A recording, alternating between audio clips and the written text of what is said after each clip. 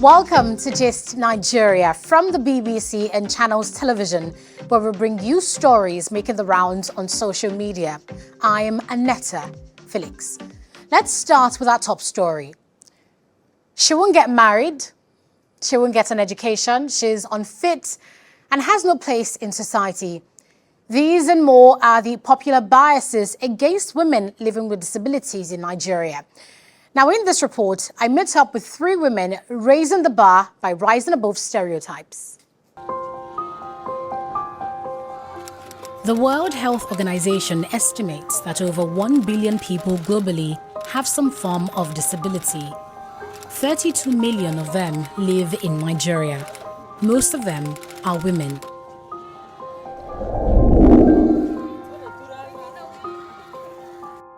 What's life like for persons living with disabilities? How do they navigate a prejudiced and inaccessible world? And how are they breaking the bias regardless?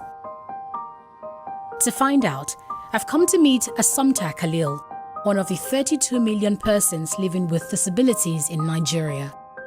After a car accident 20 years ago, her hand was amputated, and so were her future hopes of a career in the media industry. Zandile Kumao, a young South African woman, is turning shopping mall rooftops in Santon into vegetable farms, one rooftop at a time.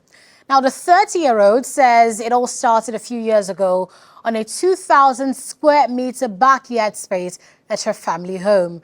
Now she owns 2 hydroponic farms and supplies her clients fresh produce on the day of use, cutting down on shelf life. Betty Dibia caught up with her.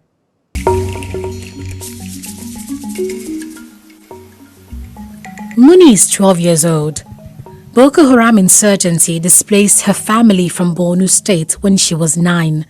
She now lives at this internally displaced person settlement in Rundabe community, Bauchi State. Here, the only education she gets is in a Quranic school, or madrasa as they're known in Arabic. Abin da ya sa ban zuwa makaranta saboda na ce babu ya saka mu ya ce bayi da shi ne tukunna.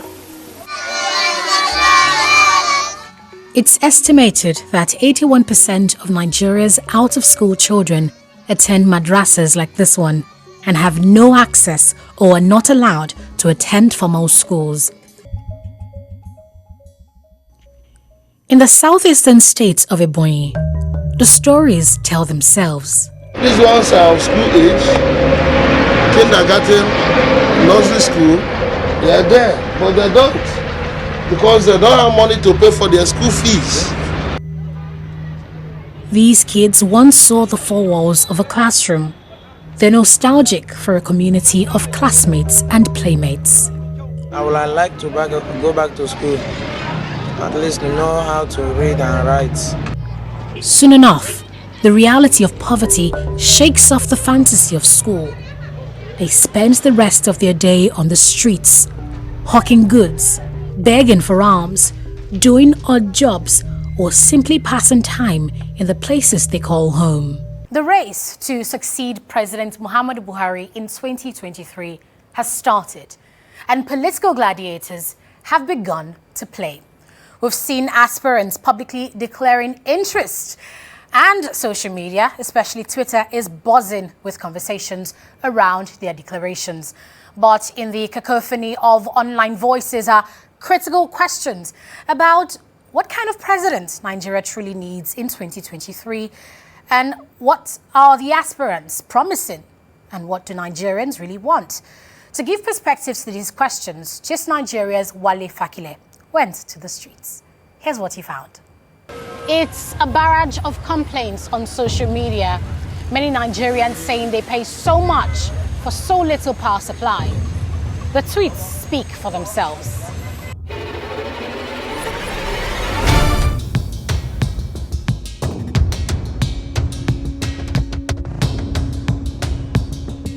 You cannot enjoy 3 hours uninterrupted power supply. This is Akon Lara in Ikorodu North LCDA, Lagos, Nigeria. Bright in the sunlight, but pitch dark at night. I've come to meet the community leaders here who coordinated a self-help response to the power challenge.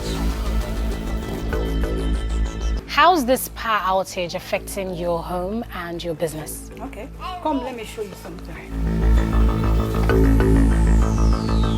Before, I used to cook and stock in the freezer 2 weeks, 3 weeks, but now we can't do that. The last time I tried it, I ended up wasting all the food because it all went bad.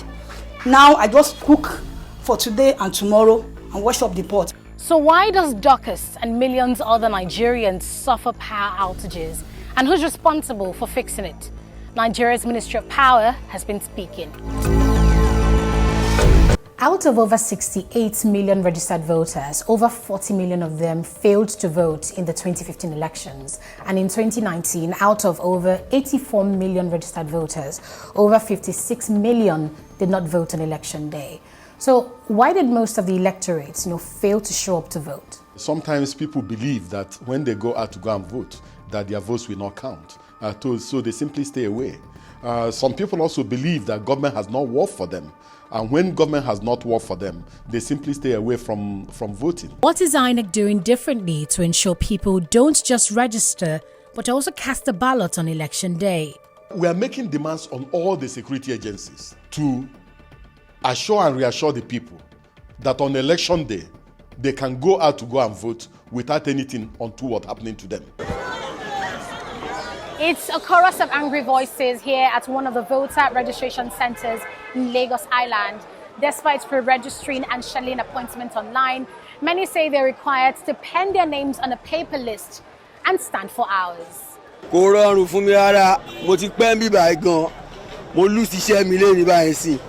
It's more than 4 hours that I've been here at 80 years of age. The electoral officer here tells me that there are 2 INEC voter enrollment devices, IVED, that's able to register 150 persons. But some say even that process is frustrated by poor internet connection.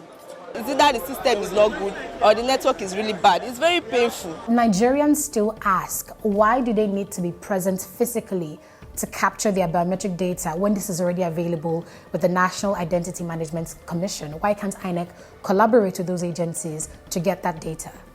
We do not want a collaboration that will compromise the data of individuals, the data of Nigerians that are resident with us, because these are sensitive national documents and sensitive national information. It's good to have you join us on Gist Nigeria, brought to you by the BBC and Channels TV.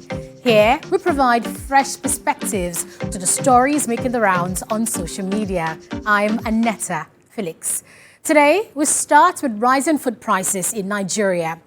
With biting inflation, it's become a luxury to afford 3 square meals. Food prices are spiraling out of control, and many Nigerians are struggling. Prices of basic household items have increased by more than 30% in the last 1 year. In this story, I find out what's responsible for this hike and what needs to be done to stem the tide. Have a look.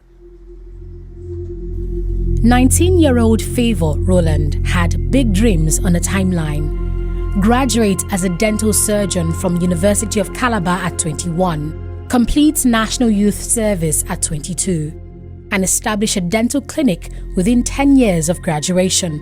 But her plans have hit the brakes.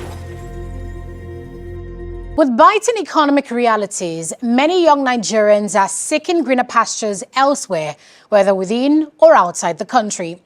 But sometimes, while making this move, some fall victims of human traffickers. In this report, Gist Nigeria's Wali Fakile speaks with victims and explains how you can avoid falling into the same trap. What exactly is fuel subsidy? Subsidies are payments government makes to suppliers of products or services so that they can sell such products or services to you at a lesser price. This means you're able to buy fuel at 165 naira per litre rather than the actual higher value because the government is paying the balance to importers. From that story, we go to Check Me Out, our weekly showcase of Nigerians doing amazing things home and abroad. This week, we check out Christine Wilson, a researcher advocating for analytical literacy among school students in Lagos. Let's check her out.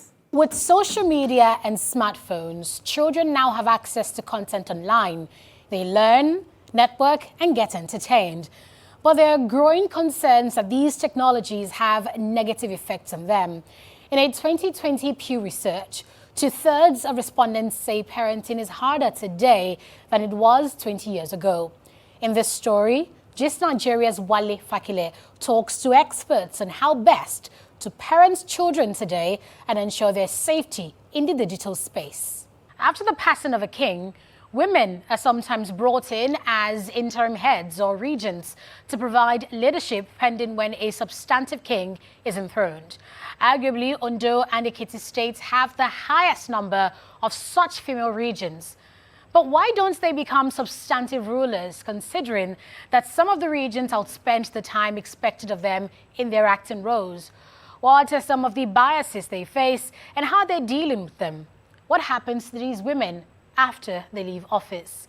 Just Nigeria's Wale Fakile has been finding out. From that story, we go to Check Me Out, where we showcase Nigerians doing amazing things home and abroad. This week, we check out Nacho Nwana, the visionary promoting African entrepreneurship and providing advisory services across the continent. Let's check him out. This week on Gist Nigeria, how is the rising cost of food affecting your pockets? We explore all sides of food inflation in Nigeria.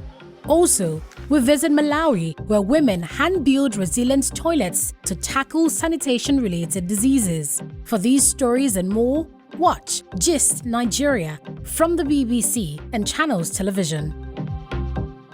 When former President Goodluck Jonathan removed subsidies on January 1st, 2012, fuel price increased from 65 naira per litre to 141 naira.